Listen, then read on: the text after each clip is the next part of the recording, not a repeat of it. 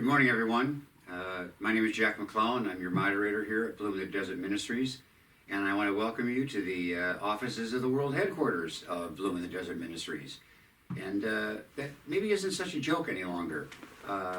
We see now every week on Facebook we're getting hundreds of people who observe our services, maybe not all the way through, but they're from all over the country and perhaps even all over the world. So we're growing in very interesting ways. Right now, Kevin and Mike are on vacation, a well-deserved vacation. We hope they're enjoying themselves, and Kevin will be back in a couple of weeks. About halfway through the year, which we are right now, in the middle of July, I must say things are looking a whole lot different than we thought they were at this time of the year. And in my opinion, a whole lot better than I initially thought they would be looking at this time in the middle of March when this coronavirus pandemic started. I said jokingly, it fell a little bit into my mother's mode, being my mother, of worrying about everything and everything's going to be terrible. And sadly forgot much of my business training, which really boiled down to much of it was hope for the best, but always plan for the worst. And indeed we did that. Looked at every aspect of Bloom with Kevin and every ministry coordinator. What's the worst that could happen? And we tried to plan for it. And so far, we seem to have come up with some kind of solution, or be ready with, no matter what has hit our desk and our problems, no matter what short the time frame was. In some cases, even 2 days to completely revamp the Palm Sunday services. And then, of course, thanks to Reverend Dr. Stephen Wales and Ken Forney for putting that one together on a short notice. But we know to plan for everything. But more about my confidence, and I am confident in the future of Bloom, more now than I ever could have been, will be reported back in on October 18th, Sunday, which will be our fall congregation meeting.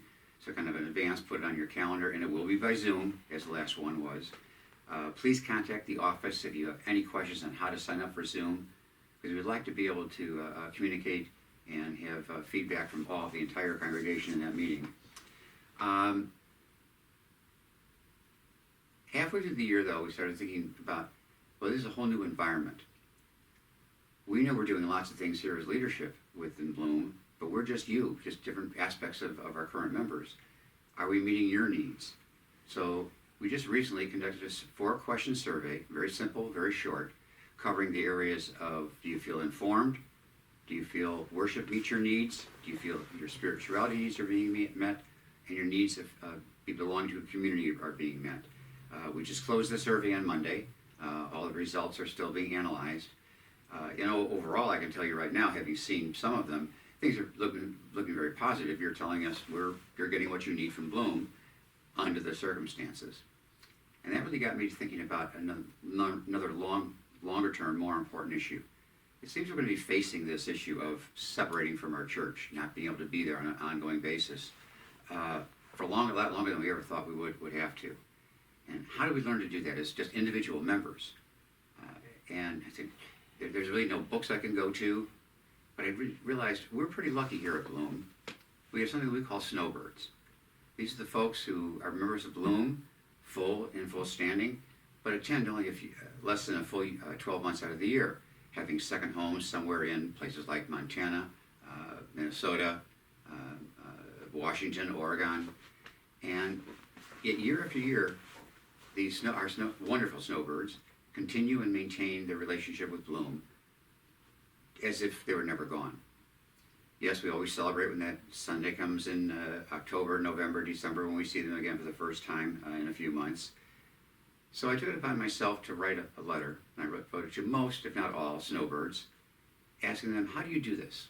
Maybe something that they have that they could teach us, those of us who are now living, quite frankly, as snowbirds. But if you think of it, we all are now. Just like we can't go to church on Sunday. We can't be part of Bloom on all the events that we want to. And if they do want to be part of Bloom, they are going to be part of Bloom just the same way we are right now. So how do they maintain that? Didn't have any particular thing I was going to do with the answers, just insight, maybe get to know some of our snowbirds even better. I can tell you that sum and substance of the responses it boiled down to the issue of covenant. It's that relationship we have with our church. It's a very personal one. It's not one that we, Bloom, can make happen. It's one that each of us make happen ourselves. And so each of the Snowbirds had different ways of doing it. It all boiled down to they did it because they wanted to. They felt it was a critical and important part of their lives. They took an active part in participating in everything that Bloom did over the months they were gone, by answering surveys, by answering letters, by meeting special appeals for perhaps permanence fund requests. But they remained a part of Bloom, not physically, but mentally and emotionally. And it's really kind of up to us right now to take a lead from our Snowbirds. How can we maintain that relationship with and covenant with our church? So I look forward to all of us Snowbirds seeing you on Sunday at church, and welcoming Reverend Kev back in a couple of weeks. Until then, enjoy the beautiful weather, at least in Palm Springs. Take care.